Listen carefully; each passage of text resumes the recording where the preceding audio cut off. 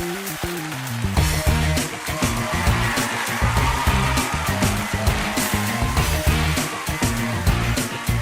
afternoon, Rebels. Today is January 7th. It is our 60th day of instruction together. And today you can see that we are going to be focusing on outlining an informational article today.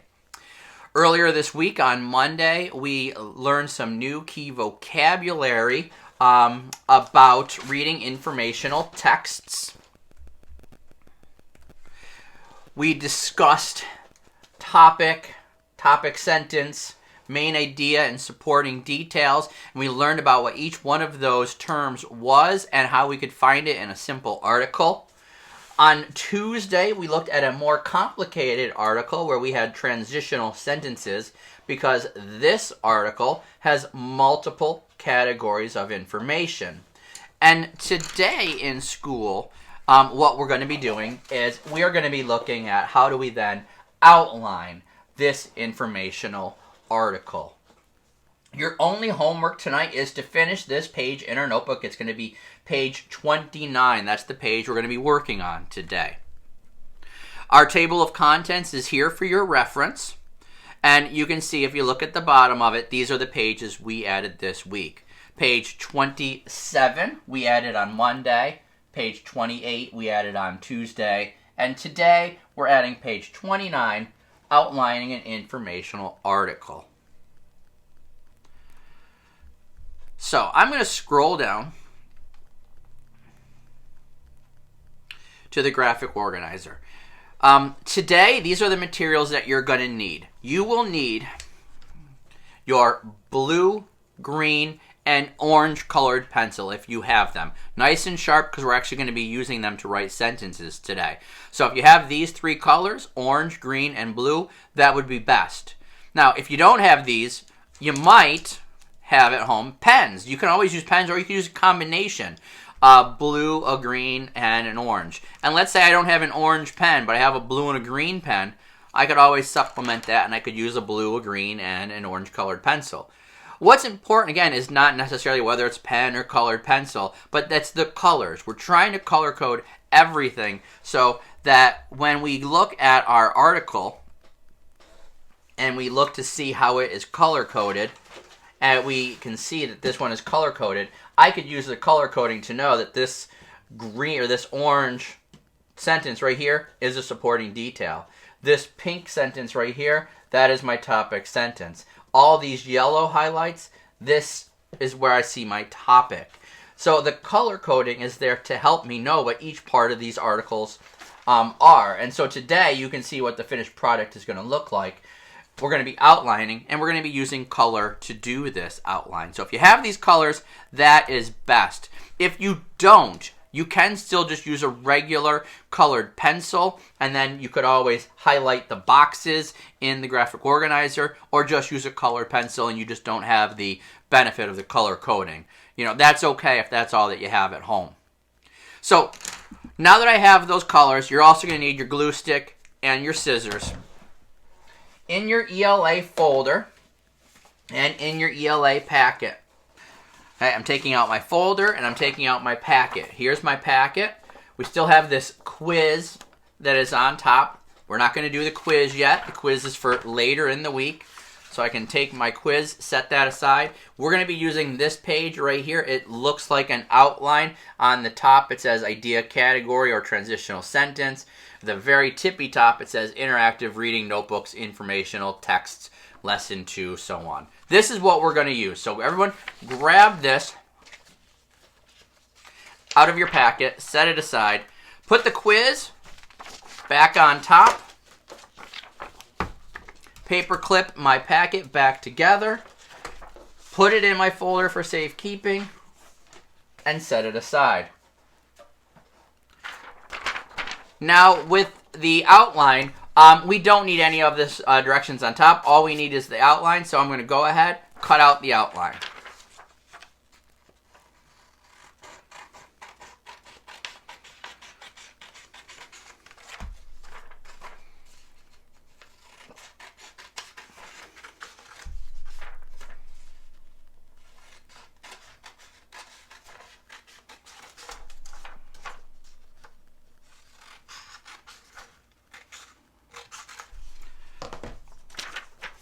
Okay, now that I have my outline cut out, I'm ready to set up my notebook page.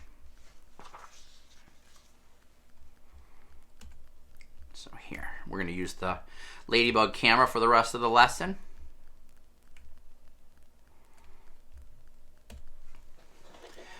Okay, it is very important that you guys are including the date, the title, and the page number. For your classwork grades, when you hand in your notebook pages, I need to be able to see the entire page because you get credit for everything that's on the page. So if you hand in just your graphic organizer all filled in, but you don't have any of the stuff at the top, you're losing 10 points apiece for each one of those.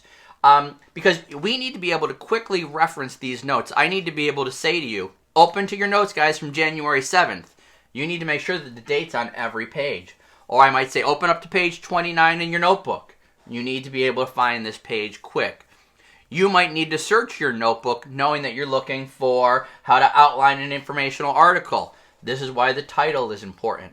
Many students have been handing their work in, but they have not been including those things, and they've been losing some substantial points. So when you hand in your work at the end of class today, make sure that your notebook page looks just like mine. You can see it in this video lesson, or they're also available to you, the finished copies on the blog. So you can see exactly what your page should look like when it is completely done. So today it is January 7th. The title is Outlining an Informational Article, and this is page 29 in your notebook.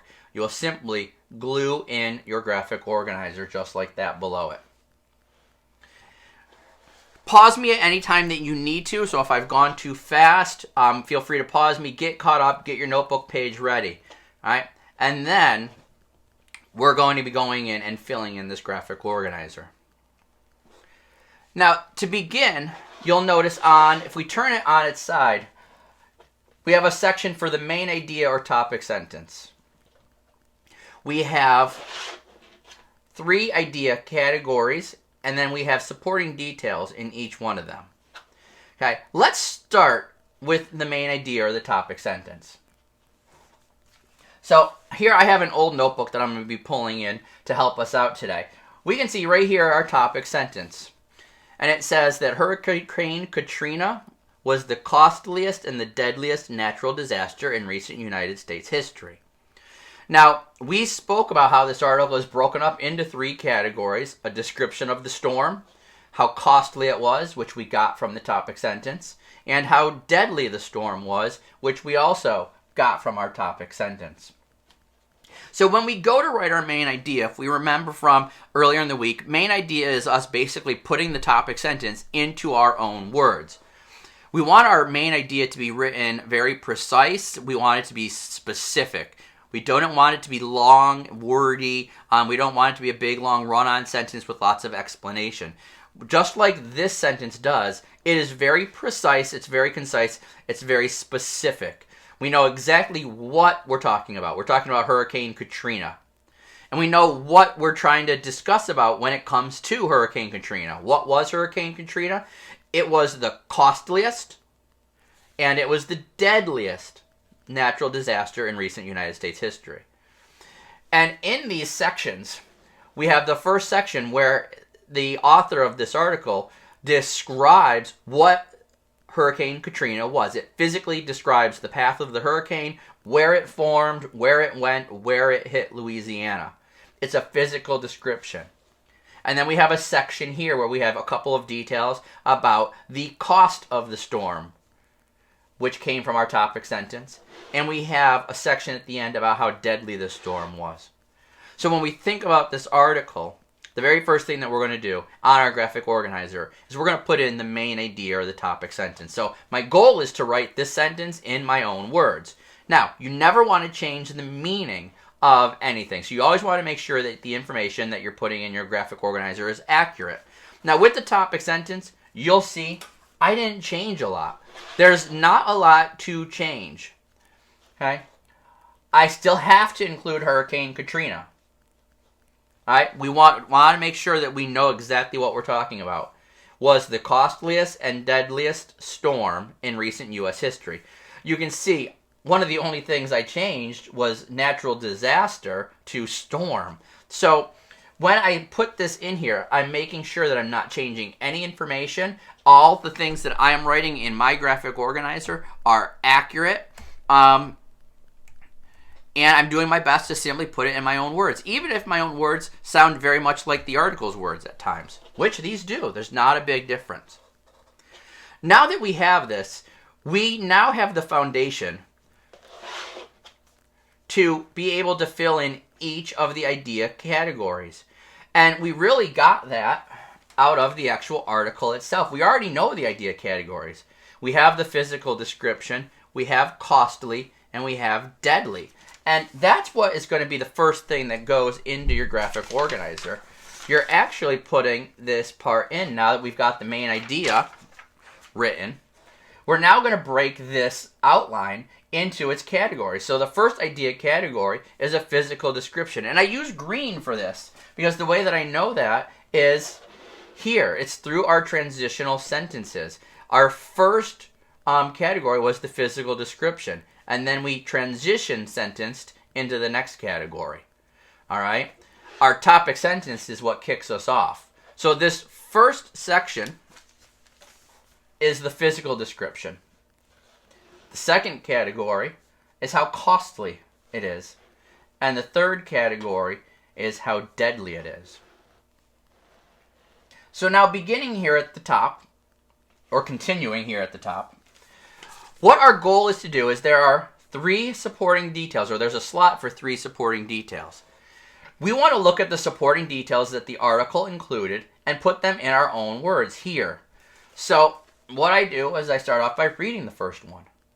This monster of a hurricane formed over the Bahamas in August of 2005 and crossed over Florida as a Category 1 hurricane. I want to make sure that the information I write in my sentence is 100% accurate, but I want to put it in my own words. You can see here I put in my graphic organizer that Katrina formed over the Bahamas in August 2005 and crossed Florida as a Category 1 hurricane. I have not changed any of the information, and I simply put that in my own words. And that's really what we're doing here on this graphic organizer. We're taking the information from the article and we're seeing how the author organized the information. And we're putting it into our own words. So here I have that first detail. Now you could pause me now and try to write it the way that you would, or you could go ahead and you can copy exactly as I have it here. My lessons this week are intended to be a model for you when later on next week you guys are going to have to do these things on your own. So by all means, feel free to take down exactly what I have here, or you could pause me and you could try to say, how would I write it? And you could put it in your own words. So now that I did it with the first detail, I'm going to do it with the second detail and the third detail as well. So I'm going to look here. The second detail says, Katrina then entered the Gulf of Mexico, where it strengthened to a Category 5 hurricane. All right, I think, how would I say that? And I write it down. Katrina entered the Gulf of Mexico and strengthened to a Category 5 hurricane. You'll see sometimes the way that I write it is very different, and sometimes it's very similar to what we see in the actual article. The third detail says, before making landfall in southeast Louisiana on August 29, 2005, Katrina weakened to a Category 3 hurricane. This is all describing it physically. And so here you can see, I do abbreviate this one a bit, and I say, it made landfall in Louisiana on August 29, 2005 as a Category 3 hurricane. So what I've done now is I have categorize these first supporting details. So they fall into what category? The category of the physical description. I've got 3 supporting details that the author used. And now I can go on to the second category. That second category was about how this storm was costly. So I would challenge you to do this now. Now that I've shown you how to do the outline with the physical description category, I would ask you, take a look at this category. There are two supporting detail sentences right here, 1 and 2. I would challenge you to go back, read this sentence to yourself, and then try to decide, how would you say that sentence? How would you write this sentence? The majority of the damage to New Orleans, Louisiana was caused by the storm surge toppling levees and flooding a large portion of the city of New Orleans and surrounding areas. Okay, that's very wordy. And just so you guys have for your own reference, toppling levees. Levees is a wall that keeps the ocean water out of the city. New Orleans sits very low, so the ocean, there are walls basically protecting the city from the ocean. And the storm surge broke those, and it went over the top of the levees, and then the city itself flooded. Right? So that's an explanation. So if you normally don't use toppling levees in your normal everyday language, you wouldn't try to use toppling levees in your graphic organizer. You might say the storm surge went over the tops of the walls, all right? Because you are just now learning this word levees. You could, of course, still use this word, but you would want to make sure that you use it accurately. So a levee is a wall that holds back the water. Toppling means to go over the top or to break through. So right now, you could challenge yourself. Try to rephrase number 1 and rephrase number 2, and you would record them here in your graphic organizer. So you could pause me now, and you could try to write those. I will reveal mine here after you've unpaused me. Okay, so this is how I wrote them. So that first detail, that long one, I wrote most of the damage in New Orleans was caused by the storm surge breaking levees and flooding the city.